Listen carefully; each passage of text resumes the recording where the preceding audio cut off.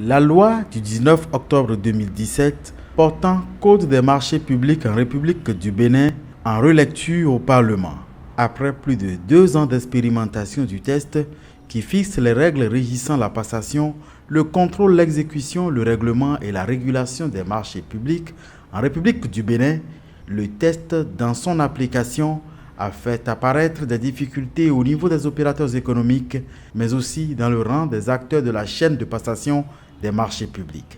Cette révision permettra de l'amélioration du climat des affaires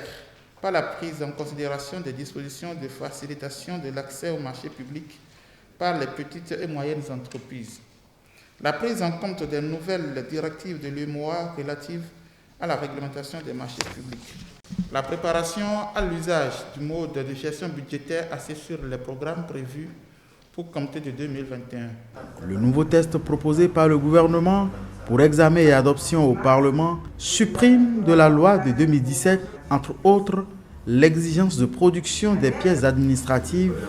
dans les dossiers de soumission des marchés, la réorganisation de certains processus et l'introduction de dispositions visant la digitalisation pour réduire les délais excessifs des procédures de passation des marchés publics,